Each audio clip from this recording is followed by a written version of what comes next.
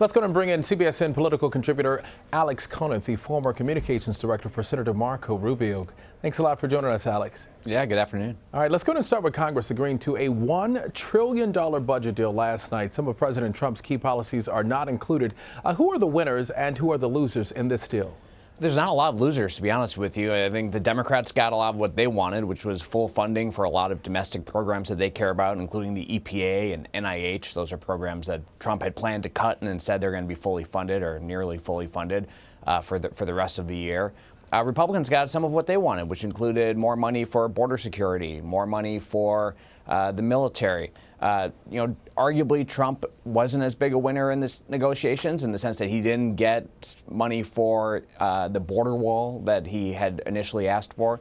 And obviously he's asked for some big domestic spending cuts and he didn't get those.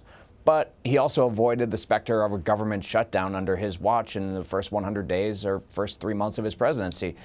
So I think he'll take that, and that's obviously why he's going to sign this appropriations bill into law, and he'll keep the government funded through this fall, which is an accomplishment when you consider how polarized Washington, D.C. is. The fact that Republicans and Democrats in the White House were able to come together on this big spending bill and fund a lot of people's priorities. All right, the president says a new health care bill is on the way, and this morning several White House officials sounded optimistic this time around. Where does support among Republicans stand on Capitol Hill?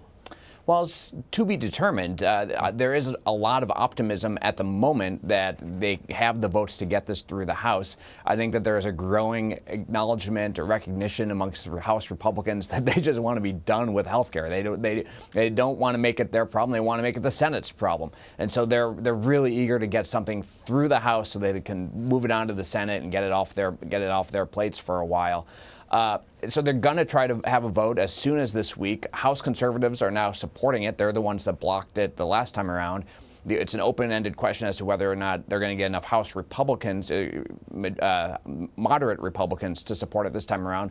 But there is a lot of optimism, and I think we'll find out in the next 48 to 72 hours. All right, so Alex, with that said, what lessons have the administration learned with this second attempt at repealing and replacing Obamacare? Well, that you can put pressure on Congress, but you can't rush Congress. The first time around, they created an artificial deadline for when it had to be passed, and then they got very involved in negotiations, and they publicly shamed members that weren't on board with them. And that approach, those tactics just blew up in their face when they couldn't even bring it up for a vote because it was clear it was going to lose by such a big margin. The second time around, they've had a much more hands-off approach, a lot stealthier. You've heard Trump and other White House officials expressing optimism, pushing Congress to deliver, but they very intentionally have not set any artificial deadlines. And they have not gotten in the middle of negotiations over the actual policy. They've let the House members largely figure that out by themselves. Yes, White House staffers have been in the room, but you haven't seen the public pushing, shaming like you did the first time around. Much more effective tactics. I think for people like myself who really wanted to see them move on to things like tax reform, it gives us renewed hope that they could do something on tax reform given what they've learned through the healthcare experience to date. Let's go ahead and talk about the tensions that are rising amid new threats from North Korea. This morning, Vice President Pence repeatedly called it a, quote, serious situation. But the president recently called Kim Jong-un a smart cookie in his interview with John Dickerson. What do you make of how the White House has been handling the North Korea threat? Well, I hope smart cookie translates into Korean the way we want it to translate. Look, I give the White House a lot of credit in how they've handled the North Korean situation to date. Look, they inherited a mess. There are no good options on the table when it comes to dealing with North Korea. And yet they can see down the road that 3, 4, 5 years from now, North Koreans will have an intercontinental ballistic missile that could reach the United States with a nuclear warhead on top of it. And so the time to prevent that is now. It's not 3 or 4 years from now. And so that's why you've seen this dramatic ramping up of pressure on North Korea and on countries like China, especially China, that in theory can put pressure on North Korea to change course. There are not a lot of good options, so I think what the president has been doing is very dramatically increasing pressure on them to try to shift the North Koreans' behavior, and frankly to have the Chinese take the issue more seriously than they may have in the past.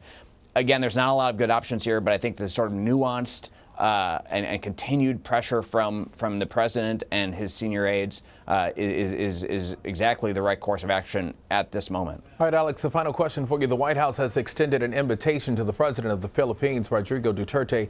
The administration says the country could play a key role in dealing with North Korea. Should we be talking with him despite his brutal human rights violations? Well, look, we have diplomatic relations with the country, so I don't think there's anything improper about talking with them. But whenever we have a conversation with him, we need to be talking about these serious human rights violations that are happening under his watch. I fear that far too often President Trump has not made human rights a priority, not just in dealing with the Philippines, but also in his conversations with the Chinese or with Egypt or with other leaders around the world, Putin, for instance, in Russia. Human rights should be a priority of the United States. Spreading human rights should be a priority of the United States. And you have to balance that with our other national security interests, but ultimately promoting human rights around the world is in the national security interests of the United States, I believe. So he needs to continue to promote that. Secondly, this all goes back to North Korea, as you said. The entire region is very worried about the ramped up emerging crisis on the Korean Peninsula right now. So he's not just talking to the Philippines, he's also talking to the Australians, he's talking to the Japanese, the South Koreans, all of the nations in the region that are understandably concerned about what's going to happen next year. All right, Alex Conant in Washington. Alex, thank you, and always good to see you. Great seeing you too.